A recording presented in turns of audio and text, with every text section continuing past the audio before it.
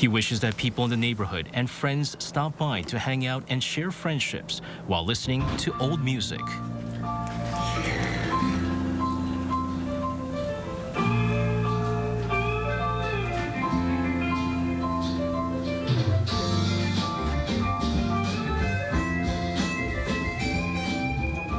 What else can I possibly say?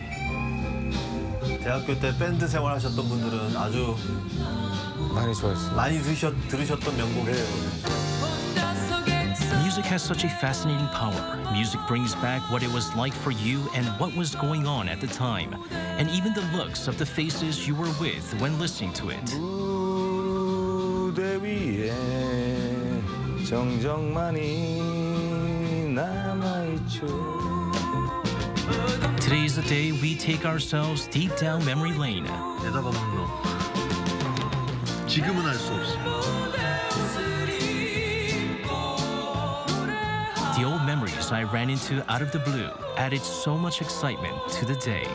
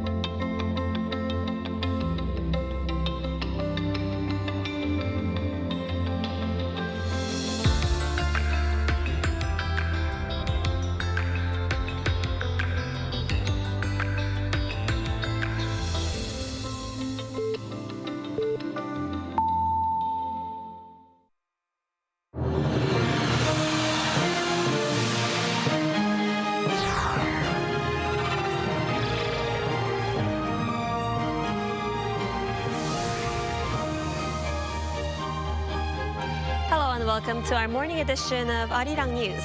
We begin with these stories making the headlines at this hour, starting with the situation in the Middle East.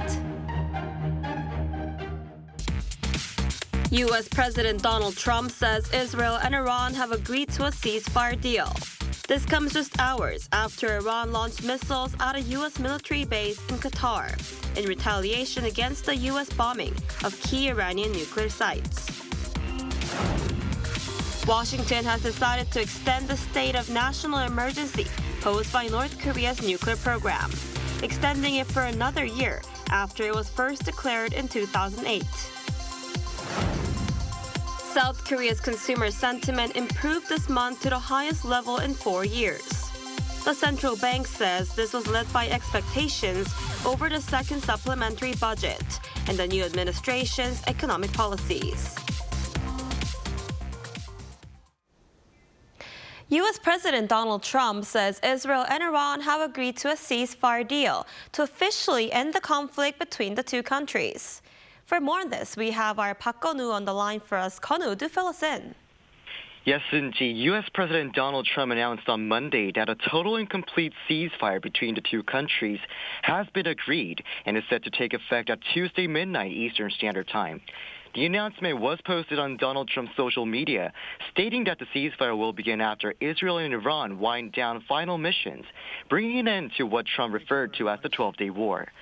Trump said both sides will remain peaceful and respectful throughout the process and congratulated them for having the stamina, courage, and intelligence to bring the conflict to a close. He also expressed his hope that the ceasefire will be a lasting one. According to Reuters, Trump and U.S. Vice President J.D. Vance have been discussing the ceasefire deal with Qatar's emir. And Qatar's prime minister also said there was an agreement from Iran in favor of a ceasefire. Israeli Prime Minister Benjamin Netanyahu, during a phone call with Trump, reportedly said that Israel would agree to a ceasefire only if Iran halts its attacks. Still, questions remain about whether the ceasefire will actually hold. So one expert says Trump's announcement may seem one-sided, but it likely came after prior coordination with both sides. President Trump may appear to have unilaterally declared a ceasefire, but he likely urged both Iran and Israel to end the war swiftly. So far, the ceasefire seems to be holding, but whether it lasts depends on how well both countries observe it over the next 24 hours. Some may see Trump's sudden post as a calculated move to pressure the two into a ceasefire during a difficult moment in negotiations. It's possible, but more likely that some level of agreement was already in place. And the expert, while reiterating that despite Trump's sudden announcement on social media appearing to be somewhat of a political strategy, the two sides were likely already in agreement behind the scenes. So for now, we'll have to wait and see what further responses are announced by the countries involved. And that's all I have for you now. Back to you, NG. All right, Kono, thank you for the updates. Do keep us posted. Now, before U.S. President Donald Trump announced a ceasefire between Israel and Iran, Iran fired over a dozen missiles at a U.S. military base in Qatar in retaliation for the U.S. bombing of Iran's nuclear sites. Our Lee Jae has more. In response to the United States' recent bombing of Iranian nuclear sites, Iran fired over a dozen missiles towards a U.S. base in Qatar on Monday. The missile attacks on the Al Udeid air base were intercepted by the U.S., leading to no casualties. According to U.S. President Donald Trump, the U.S. was warned in advance by Iran, adding the attacks were expected and were very effectively countered. He also said that 14 missiles were fired, with 13 being knocked down and one set free as it was headed in a non-threatening direction. Trump had summoned his top officials, including Defense Chief Pete Hegseth, Joint Chiefs Chair General Dan Kane, to the White House's Situation Room as the first reports of the Iranian strikes emerged. Taking to X on Monday, Iran's Supreme Leader Ali Khamenei said that Iran was not the aggressor and will not accept aggression from anyone under any circumstances. Calling it the logic of the Iranian nation, he said that his country will not submit to anyone's harassment. Iran's Foreign Minister Abbas Araghchi also said that Tehran's attack on the U.S. base in Qatar came in response to the U.S.'s aggression against Iran's territorial integrity and sovereignty. He warned Iran will be ready to respond again if the U.S. follows with further action. The Foreign Ministry also released a statement saying that Tehran only responded to the U.S. attacks and does not want to escalate tensions in the region. Meanwhile, the Arab Parliament on Monday strongly condemned Iran's attack on the U.S. base in Qatar, calling it a clear and unacceptable violation of Qatari sovereignty and international law. The parliament also called for a de-escalation of the conflict in the region. Lee Jae, Arirang News. 44 South Korean nationals and one U.S. citizen of Korean descent have been safely evacuated from Israel to Egypt. On Monday local time, the group crossed into Egypt using buses provided by the South Korean government in an operation coordinated by the Korean embassies and communities in Israel and Egypt. The Korean Association in Israel identified the evacuees, while embassy staff escorted them to the border and assisted with exit procedures. Upon arrival in Egypt, the Korean embassy in Cairo supported their entry and transportation to Cairo. The Korean community in Egypt has arranged homestays for the evacuees, while the embassy assists with booking flights to Seoul. The Foreign Ministry has again urged all remaining South Koreans in both Israel and Iran to leave promptly. So Trump announced a ceasefire between Israel and Iran. For more on this and the administration's foreign policy, we're joined by Professor Choi Hyun-jin, Associate Professor at the Department of Political Science at Gyeongju University. Professor Choi, thanks for joining us this morning. For having me. So the South Korean government recently has been working to minimize the impact caused by the conflict between Israel and Iran, but President Trump announced today that they've agreed to a ceasefire deal. What's your take on this, and does this mean there won't be any more economic or security threats for South Korea? Yes, the ceasefire between Israel and Iran is definitely welcome news. It stopped the fighting and also lower the risk of a further escalation in the Middle East. But I think we should not relax too soon. So in the past, many ceasefires in the Middle East have broken down very quickly. So it is too early to say that this ceasefire will last. For South Korea, the risk of this conflict in the Middle East are not over yet. First, on the economic side, even with a ceasefire, the oil market is very sensitive. The most of Korean oil come from the Middle East. If something goes wrong again, especially in the Strait of Hormuz, for example, oil price could jump, and that would hurt our economy, especially transportation and the manufacturing industry. So we should keep building our own oil reserve and look for other energy options in case of this kind of emergency. And secondly, about security, the United States may still focus more on the Middle East for the time being, even after the ceasefire. And that could lead to less attention on the Indo-Pacific area, including the Korean Peninsula. And therefore, we must maintain close cooperation with U.S. Force Korea to maintain strong deterrence against North Korea. So in general, the ceasefire is definitely a welcome news, but it may not be the end of the story. So we must stay prepared and work well with allies like the United States and Japan to protect our own economy and also security. Right, and speaking of North Korea, what lessons might the regime have drawn from the current situation in the Middle East? Should it be concerned about its own nuclear ambitions? Yes, I think North Korea is closely watching this ongoing crisis in the Middle East. And my guess is one key lesson for Pyongyang is this. The Iran does not yet have a completed nuclear weapon, and it is being attacked by America and Israel. So North Korea will likely see this as a proof that only a fully developed weapon can truly protect the regime. So I think instead of giving up its own nuclear weapon, Pyongyang may push ahead with the further development of a strategic and also tactical nuclear weapon. So believing that this is the only way to avoid the fate of countries like Iran, Iraq, and Libya. But there's another side to this. The situation shows that nuclear capability alone does not solve everything. The Iran still faces economic sanction and diplomatic isolation, and also some risk of further escalation of war in the Middle East. The North Korea may learn that even with a strong weapon, any aggressive actions can lead to international pushback and instability. So while Pyongyang will likely continue its nuclear development, it may try to avoid any actions that could trigger a wider conflict in the region. So in general, I think North Korea sees nuclear weapon as a guarantee, but it also knows that how those weapons are used can bring serious consequences.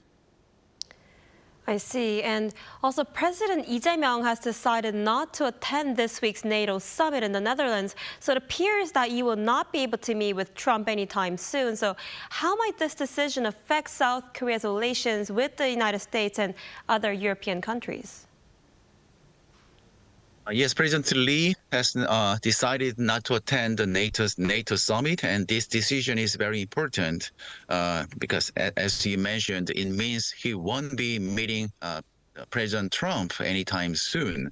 And for this reason, some people might worry that this could slow down our diplomacy with the United States and also Europe.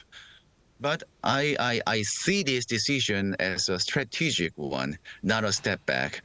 So after U.S. airstrike on Iran's nuclear sites, the security situation in the Middle East is still uncertain. So in this situation, it was reasonable for President Lee to stay in Korea to focus more on domestic issues and global risk like energy price and financial markets. And also, it is worth noting that Japanese Prime Minister Ishiba is now also considering skipping the NATO summit. So this shows that President Lee is not alone. The other leaders like Ishiba are also changing their plans because of the ongoing tension in the Middle East. And diplomatically, South Korea is still very much engaged. So at the recent G7, the President Lee already showed he's committed to working with the key allies like the U.S. and European countries. And even if there is no summit this week, communication with the U.S. and Europe will likely continue through many other channels. So in general, I don't think this will hurt Korean relationship with other countries. Instead, it shows that President Lee is being very careful, realistic, and also focused on national interest. Right, like you just said, President Lee said he'll focus on national interest, and he also vowed to focus on pragmatic diplomacy. So how should his administration balance the intense rivalry between the U.S. and China throughout his term? Yes, the pragmatic diplomacy is very important, and I agree with this principle. But however, as you mentioned, this is the era of great power rivalry, and at this time, it is very difficult to maintain balance between the two great powers. And there are some reasons. First, the United States is now expanding the role of the U.S. Force Korea beyond deterring North Korea. The concept of strategic flexibility that means that these U.S. troops could be used more actively beyond the Korean Peninsula to contain China. For example, the General Brunson, the U.S. Force Korea commander, recently described the Korean Peninsula as a fixed aircraft carrier located very close to Beijing. And this comment shows that how Washington views Korea as a key military platform in its regional strategy. And China is now responding to this by increasing military drills in the West Sea and also by constructing more artificial structure that appear to have military purpose. So this rising tension suggests that at least in the security and defense, it will be very difficult, if not impossible, for South Korea to maintain balance between the U.S. and China. So I think while it may not be ideal, the most realistic option for South Korea is to maintain a strong alliance, military alliance with the United States and Japan, at least in the security domain. But at the same time, South Korea should continue to cooperate with China in trade and economy. And this kind of a selective and issue-based approach is the only way to protect Korean national interests in this era of great power rivalry. I see. All right, Professor Che, I'm afraid that's all the time we have for today. Thank you so much for your insight. We appreciate it. Very much.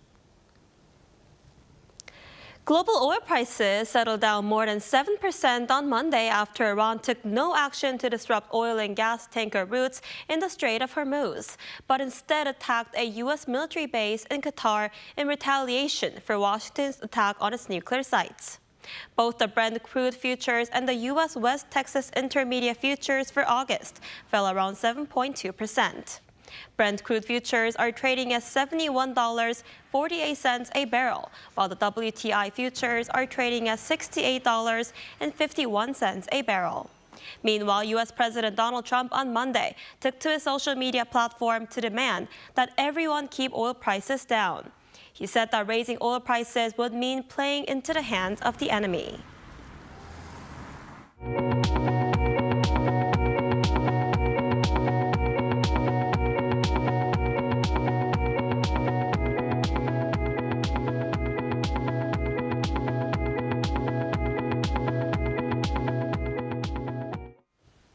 U.S. President Donald Trump has also decided to extend the state of national emergency posed by North Korea's nuclear program. A notice on the Federal Register website shows the White House is seeking an extension of the national emergency first declared in 2008 under Executive Order 13466, which was due to expire this Thursday. The renewal will remain in effect for another year. The White House cited the continued existence of fissile material on the Korean peninsula and the risk of proliferation, along with North Korea's actions and policies, as an unusual and extraordinary threat to the U.S. national security, foreign policy, and the economy. U.S. presidents can declare national emergencies to expand administrative powers during crisis, with annual reviews required for any extensions.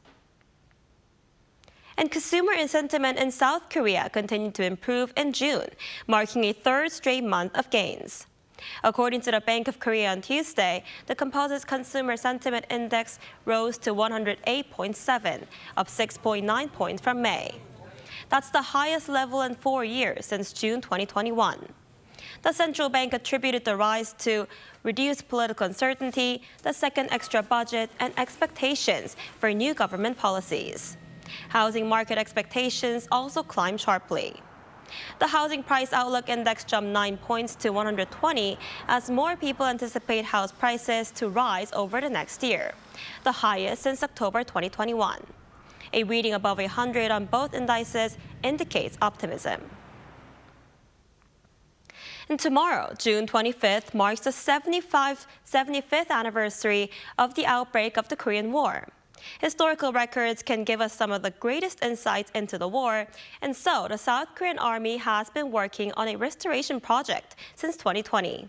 Our defense correspondent Kim Bo-kyung had a peek at how the project is going.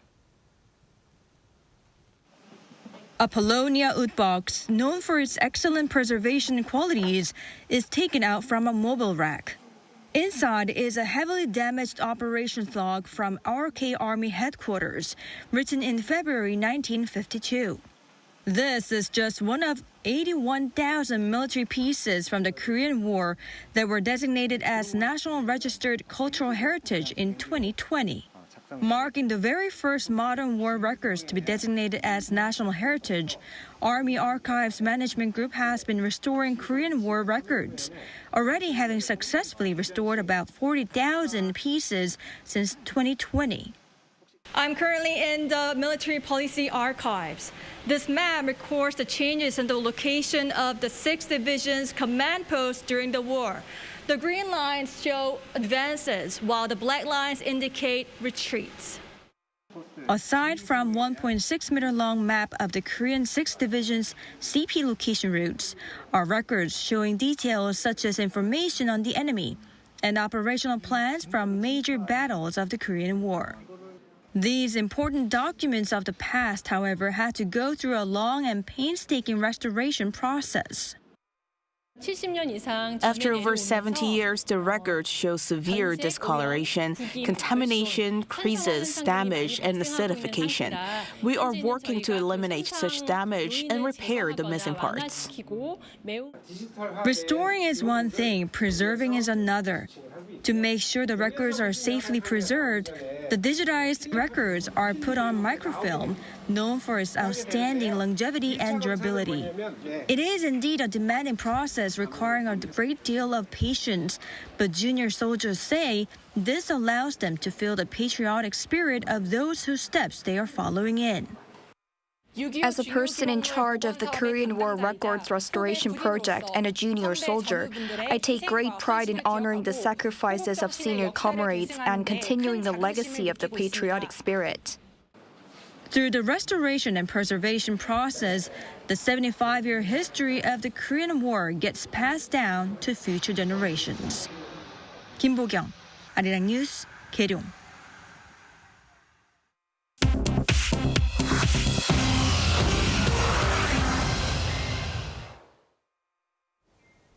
Now let's take a look at some stories from around the world with our Ji. Good morning, Ji. Good morning, Anji. So, Ji, let's begin with the EU and Canada deepening ties following a summit in Brussels. Sure. Canada and the European Union have signed a new security and defense pact amid growing geopolitical threats and regional instability. On Monday, Canadian Prime Minister Mark Carney, European Commission President Ursula von der Leyen, and European Council President Antonio Costa formalized the EU-Canada security and defense partnership. The agreement, which is the first of its kind for the EU with a country from the Americas, aims to deepen collaboration in areas such as crisis management, cybersecurity, arms control, and support for Ukraine. A key component of the pact is Canada's potential participation in the EU's $172 billion joint procurement program, SAFE, facilitating joint defense acquisitions and industrial cooperation. The Canadian Prime Minister emphasized that the partnership would enable Canada to deliver on new capabilities more rapidly and more effectively. This reflects a strategic shift to diversify defense partnerships beyond traditional reliance on the United States. The summit also led to negotiations for a digital agreement to align standards on issues, including consumer protection, to make online platforms safer and more inclusive. Ukrainian President Volodymyr Zelenskyy and UK Prime Minister Keir Starmer have announced a new defense co-production agreement aimed at bolstering Ukraine's military capabilities amid ongoing Russian aggression. Zelenskyy met with Starmer in London on Monday after he visited King Charles III at Windsor Castle and unveiled a new industrial military co-production initiative aimed at enhancing Ukraine's defense infrastructure. The UK Prime Minister emphasized the significance of the collaboration, which he said builds on their 100-year partnership and represents a substantial advancement in the UK's support for Ukraine. Zelenskyy said it was a historic moment, highlighting that the partnership would strengthen both nations and expressed gratitude for the UK's continued assistance. The announcement follows a recent escalation in hostilities, with Russia launching a massive aerial attack on Kyiv involving drones and missiles, and comes a day before a NATO summit in The Hague.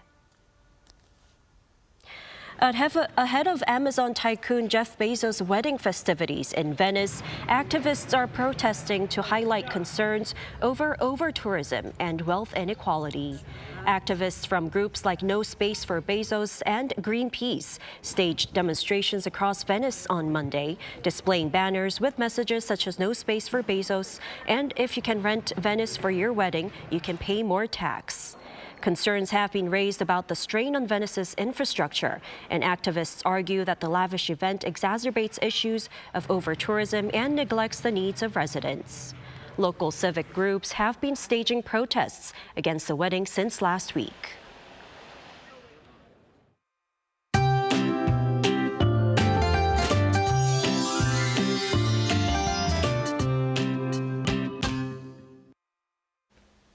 A stationary front is moving north again, bringing monsoon rains across the country today.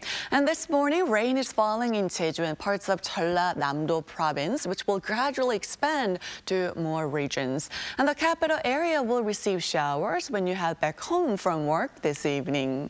While Jeju will see rain letting up this morning, other regions will experience rain continuing until tomorrow.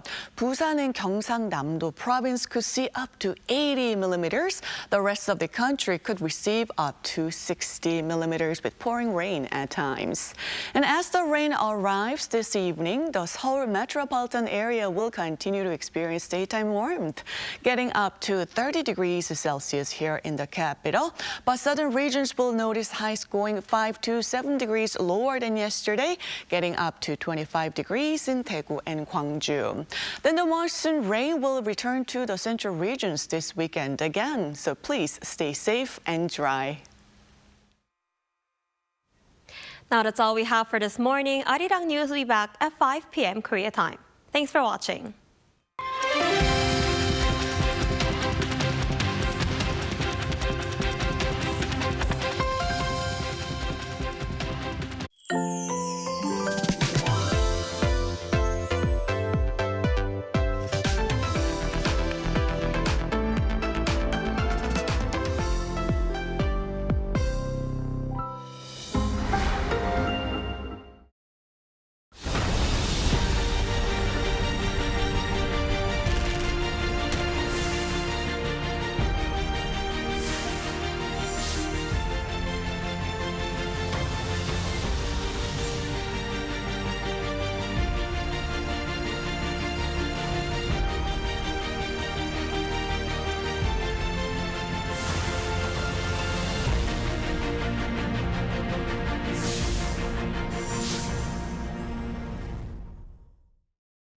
Arirang TV is conducting an overseas TV viewer survey to provide you with a better global broadcast service. Share your valuable feedback on the Arirang TV website www.arirang.com or mobile application. Survey participants will be selected at random to receive special gifts. 2025 Arirang Overseas TV Viewers Survey. We look forward to hearing from you.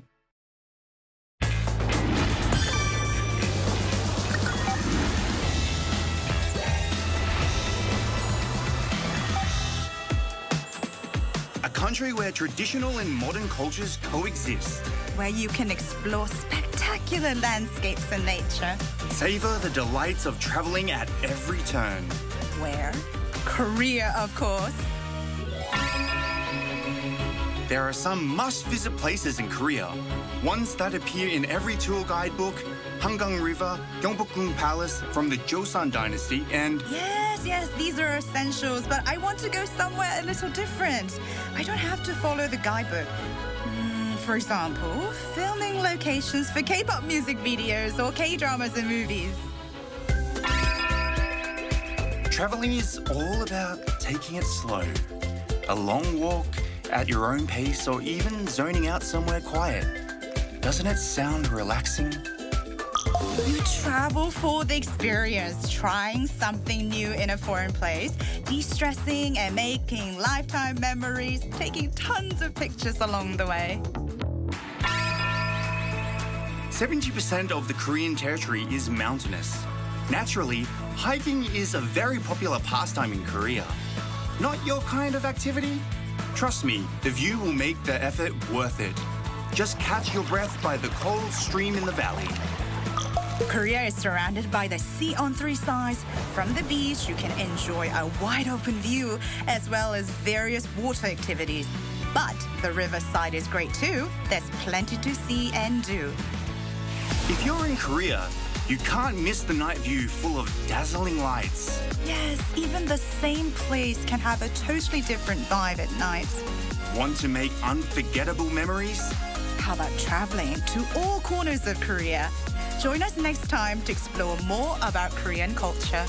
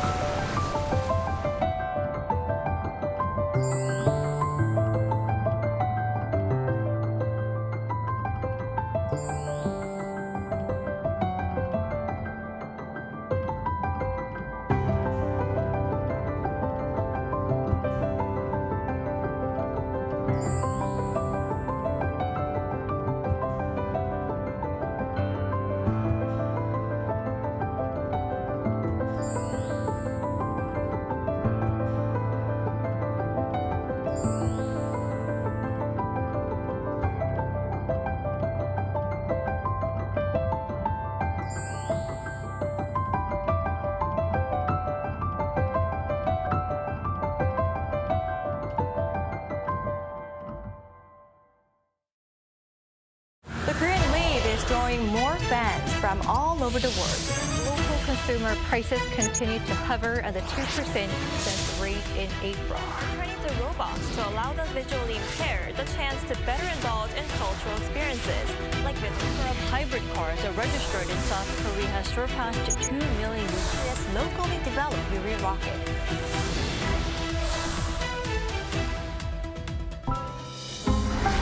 Arirang.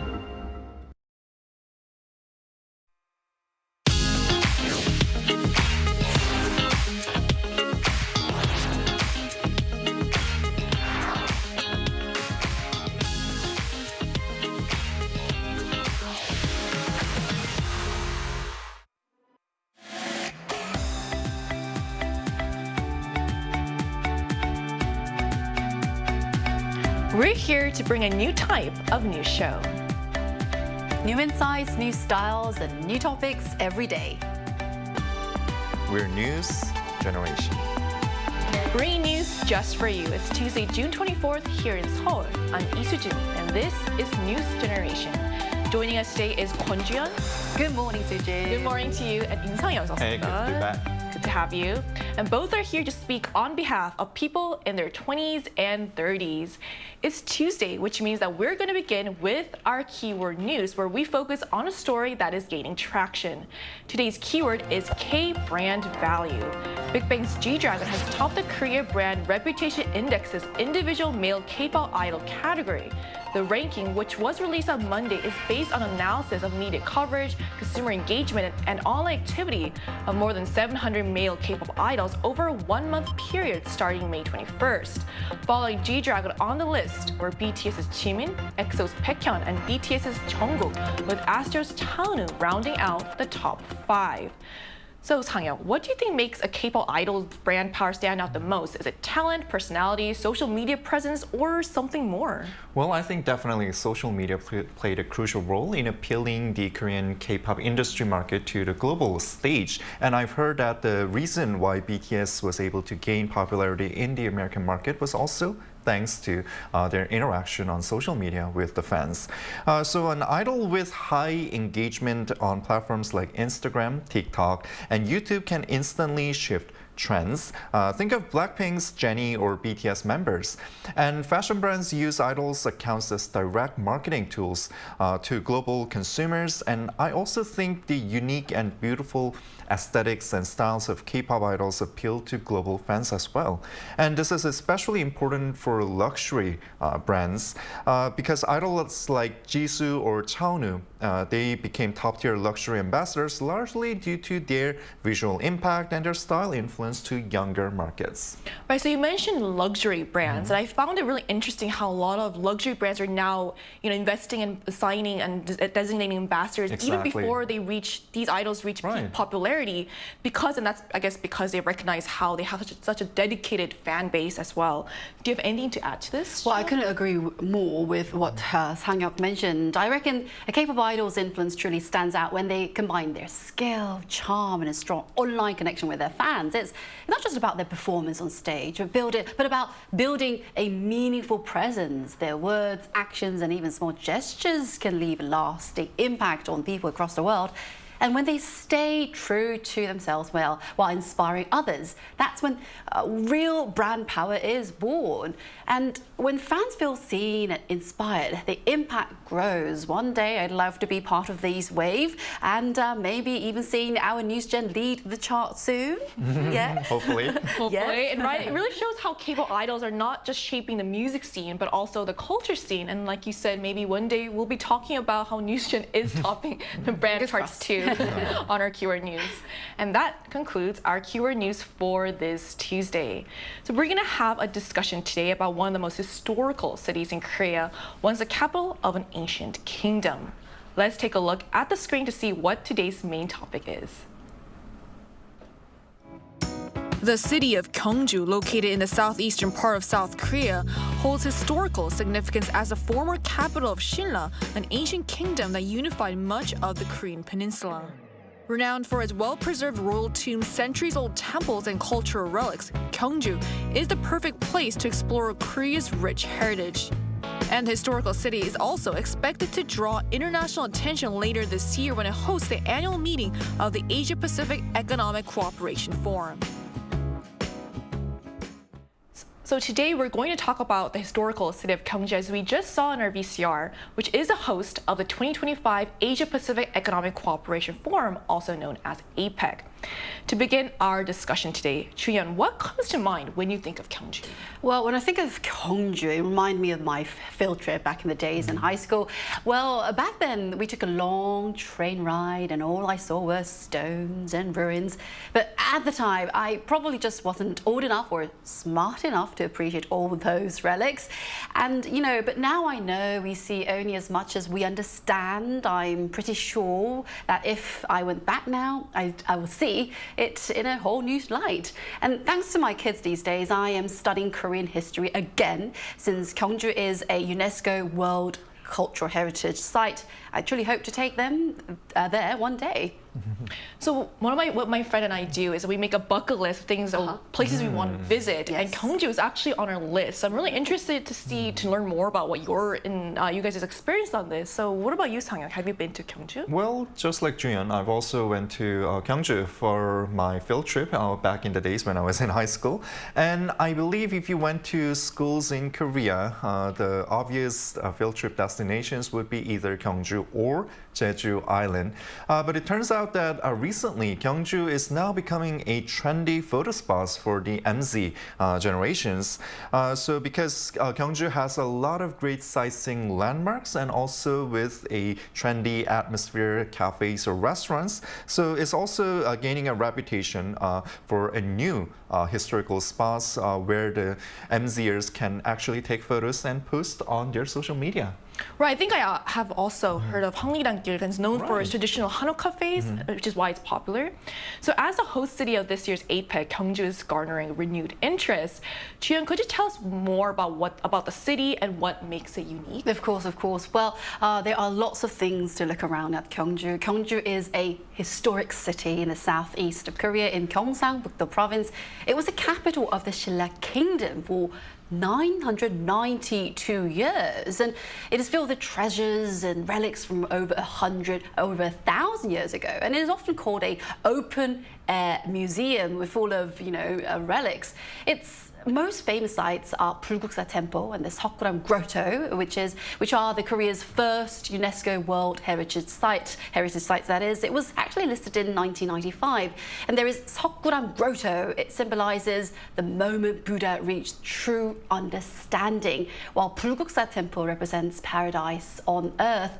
Their advanced scientific knowledge and wisdom, very impressive indeed, even by today's standards. It can be felt in every single stone. And there's also Cheomseongdae Observatory. It is a national treasure number 31. It is the oldest surviving observatory in East Asia. It was built of stone in order to track the stars and guide farming and state affairs. In Gyeongju, even silent stones echo with history. And those stories aren't just from the past. Many people still keep those traditional rituals alive today.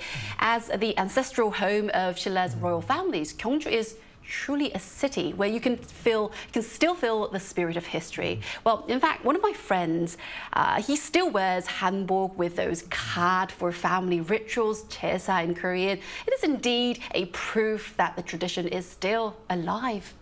I think it's always really interesting to hear how the tradition is still alive. So does your friend go back to Gyeongju? Yes, 4 times a year.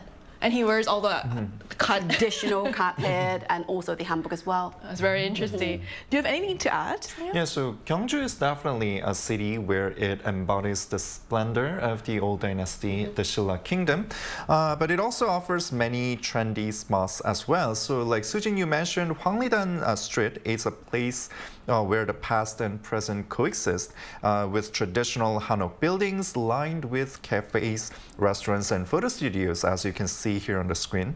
And it's also a great place to buy souvenirs, as many products reinterpret crafts from old days with a modern touch. And near Cheomseongdae Observatory, there's a place called Donggung Palace and Ulji Pond, formerly known as Anapji. It was once a secondary palace where Shilla princes resided and where banquets were held to entertain the guests or celebrate national events, giving a glimpse into its formal glory. And while the daytime view is impressive, you gotta visit there during the nighttime. Both spots are popular photo locations among the MZ generation, especially during the night when the lightings come up. So this is another plug for Hwangridan Gil, because I heard it's also close to the observatory and the royal tomb, so that could be another reason why travelers want to check that out. So to find out more about what makes Gyeongju special from a foreigner's perspective, we'll be speaking with a millennial traveler from the Philippines who will share his personal experience exploring the city. And that's coming up after the break, so stay tuned.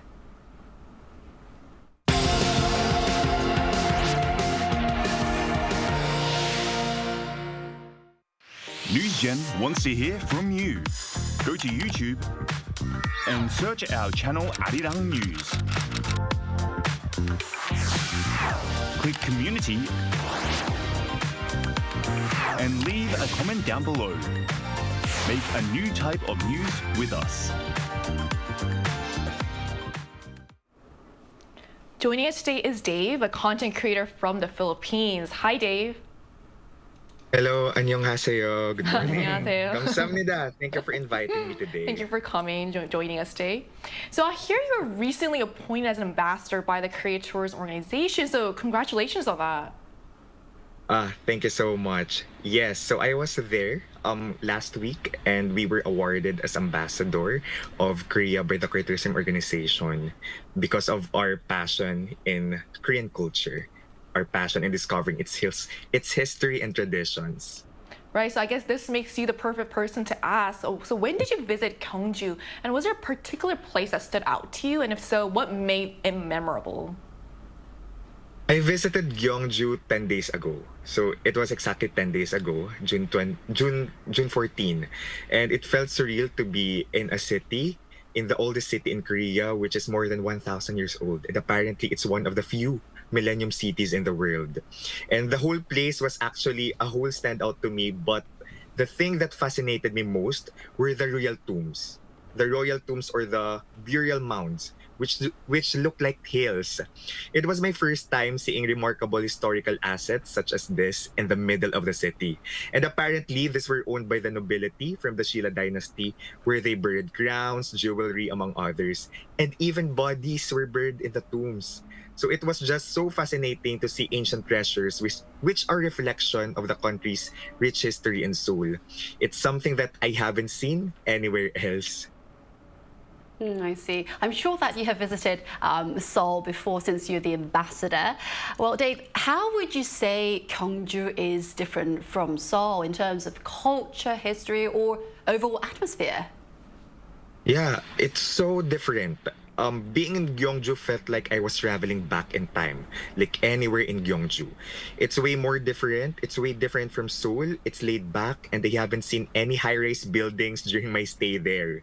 Apparently, it's not allowed to build, I asked my tour guide, it's not allowed to build tall buildings to preserve the ancient city. So walking in the streets of the city, especially in Hanbok, felt like a walk in the past. And apparently, it's also called as the museum without walls, right? Because of the so many archaeological treasures that you can find in the entire city that have been found throughout the city.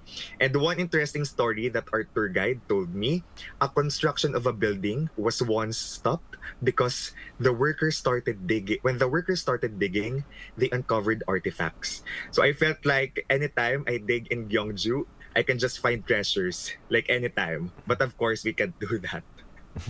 Okay. Dave, then for foreign visitors planning to trip to Gyeongju, do you have any recommendations on transportation, local food, or must-see attractions? Yeah. I was there on a familiarization program or trip by the Criticism organization. So I was there on a tour. And I think if you will travel to Busan, it would be 1 hour away from Gyeongju, and it would be nice to have an overnight there because it's just stunning at night. So it's the most beautiful I feel at night. I was stunned by the beauty of Donggung Palace, Wolji Pond, and the Woljeongyo Bridge, which are all from the Shilla dynasty. Okay, so these are places that reflect the Shilla's rich history and engineering prowess and are extremely breathtaking when illuminated at night. It's just so Instagrammable. So my friends and I created so many reels and took so many photos that we can post on TikTok and Instagram. So the picturesque reflections of the ancient bridge and palace shimmering on the water at dusk or at night, these are truly highlight of Gyeongju's nightlight charm. And apparently the bridge, the Woljeongyo Bridge, it's a filming spot of my favorite K-drama, Under the Queen's Umbrella. And of course, I watched The King's Eternal Monarch. So it's also a K-drama dream to be in those places. So thank you so much for also sharing the clips that you shot. I felt like I was with you walking through those historical sites. Of course, you're welcome. So thank you for also sharing your insight today, and we hope to see you soon again. Thank you. So we just heard from a content creator from the Philippines who shared his perspective on what makes Gyeongju a memorable destination. Now, shifting gears a bit, let's gain a better understanding of what visitors find most appealing about Gyeongju. So we conducted a poll on the Arirang News YouTube channel where we asked our viewers what excites you the most about visiting Gyeongju. And here are the answers we got. A majority of respondents, 62%, point to its heritage sites and historical landmarks as the main attraction. This was followed by 22% who said they are interested in exploring the city's natural scenery, and 16% said they are most interested in experiencing the local food. So we just looked at a poll that showed what visitors found most exciting about Gyeongju. It was its heritage sites and historical landmarks. So let's now turn attention to another unique aspect of Gyeongju, its role as a popular filming location that we also talked about in our Zoom interview just now. So Juyeon, were there any well-known dramas or films that were filmed in or set against this historical backdrop? Yes, there are two well-known dramas, K-dramas filmed in Gyeongju. I would like to mention the first one, Hwarang, drama Hwarang, which was BTS V's acting debut alongside Park Seo-joon, Kwara and Park Hyung-sik. They were all filmed in Gyeongju and set in the Silla dynasty. FYI, our very own Park Gi-hoon was also in this drama, Hwarang. You'll see him riding through the ancient city with Park Seo-joon amid Gyeongju's historic corridors and beautiful temples, which is a powerful way to experience Shilla's legacy while learning its history in depth. Though another must-see is the great Queen Seondeok Yeowang that Sujin loves. It is based on Korea's first ever reigning queen, also a Shilla era figure. Both dramas were shot in Gyeongju, so if you'd like to see its beauty on screen, they are perfect picks. The ancient palaces, traditional rooftops, and timeless landscapes make it the perfect backdrop for historical stories. And you recognize Gyeongju's charm the moment the camera pans across its golden fields and stone relics, so give it a try. Like you said, that drama Seondeok Yeowang is one of my favorite dramas, partly because of its famous lines such as "No one can bring you down but yourself." But besides those great lines, it's also really the historical backdrop of it, so we can see the ancient palaces or the temples that really add to and play a huge role in the show itself. So besides visiting the historical sites, what are some other fun activities or experiences people can enjoy in Gyeongju? Well, you have lots of things to enjoy in Gyeongju. In fact, no trip is complete without good food. Gyeongju is one of Korea's top producers of premium Korean beef, so you can enjoy high-quality hanwoo at great value. And Gyeongju has long been rich in grains, wild herbs, and seafood, a land of fine ingredients. And there is a local cuisine known as Gyeolcheban. It brings Gyeongju's flavors to life using regional fresh local ingredients, and there is some inspired by Cheomseongdae, Shilla's oldest observatory. Its name reflects the city's past, present and future, all served on one plate. And I would like to mention this food, local favorites. It is Yukbucheon Yukbucheon, 6 clans village in English. It is named after the 6 founding clans of Shilla. Their last names were Kim, Lee, Chebe, Chong, Son. These 6 family names trace back to the original 6 clans of Shilla. And there is another one, Gondalbi bibimbap, flatfish with fruit sauce and roasted sweet pumpkin and abalone vinegar dishes. It's a city where history feeds the soul and your stomach at the same time. You'll be full. Right, hearing you talk about all these food and seeing the footage of it is making me really hungry. Really? Hopefully the audio's not going to pick up on my stomach growling. Anyway, so do you have any other suggestions, Sangyeon? Yeah, so we've mentioned food, the K-pop, or the K-drama, the settings as well. And you can also enjoy Gyeongju with enjoying the historical sites. And as we mentioned at the beginning of today's episode, Sujin mentioned that the 2025 APEC summit is being currently held in Gyeongju, so I believe that many foreign tourists will visit Gyeongju at the second half of this year, and I believe by the time it will be covered with a beautiful autumn foliage, fall with maple leaves as well. So currently the landscape of the Pomun Tourist Complex, which is located at the central Gyeongju, is undergoing a major revamp to prepare for the upcoming tourist inflow. And also, visitors can enjoy a beautiful journey as they walk through the Hwangnidan Street. And you know what, since it's like only 30 minutes to an hour from Busan, so I believe that the visitors can visit both cities, both Busan and Gyeongju, and which will double the joy. Really, that does sound there's a lot to do. It also sounds, whether you're a history buff or a K-drama fan or just someone looking for beautiful places to explore, Gyeongju really has something for everyone. And with APEC coming up at the end of October, it looks like visitors from all around the world will also be able to find something that they can enjoy and appreciate in Gyeongju. And that's all we have for this episode of News Generation, but News Gen will be back tomorrow at 10:30 a.m. Korea time. A big thanks to Jiyeon. Have a lovely day, Sujin. You too, and Sangyeong. Thanks for having me. For joining us today. And to all our viewers, thank you so much for watching, and we hope you have the best day. We are News Generation.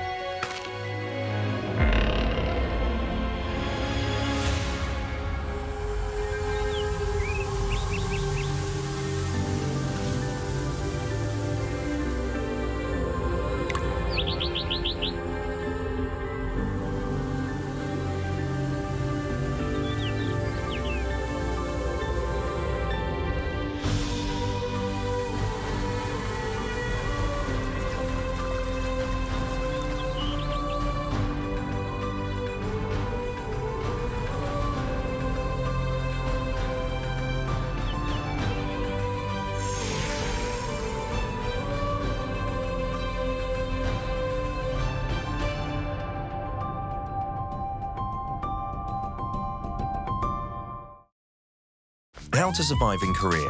Weddings. Step 0. Attire. As a guest, dress formal to business casual. Avoid wearing all white, shorts or going topless. Step 1. Arrival time. Arrive 30 minutes prior to the wedding ceremony. Too many cars, too many halls, too many people. There are many twists and turns. Take pictures and shake hands. And write your name vertically, not horizontally, in the guest book. Step 2. Or, shibor. 50,000 won, 100,000 won, 150,000 won. Cash gifts are given in these units. Decide on the amount based on your relationship. Write your name vertically on the envelope. Step 3. Wedding etiquette. Fill up the front row. Guests have 3 duties to fulfill: clapping, cheering, and taking pictures. Step 4. Dining. Take off your jacket. This will be your seat from now on. Start with the not your everyday delicacies. Galbijjim. Yes. Bosa. Yes. Chili shrimps. Definitely yes. Kimbap. Yeah. Only if you can't live without it. No need to pile up food. You have more than one opportunity. Did you survive the wedding? Wait. Did someone catch your eye? What are you waiting for? You're looking fine today. 걱정마저 혹시 네가 걱정하고 있을까 봐 두려움에 떨고 있어 애써 숨기려고 하고 싶진 않아 오늘도 이 밤을 넘기기를 런던은 지금쯤 뭘 하고 있니 바다 같은 나뭇잎은 춤추고 우린 그걸 따라했어 그게 초록 맘이었지 아무 말도 하지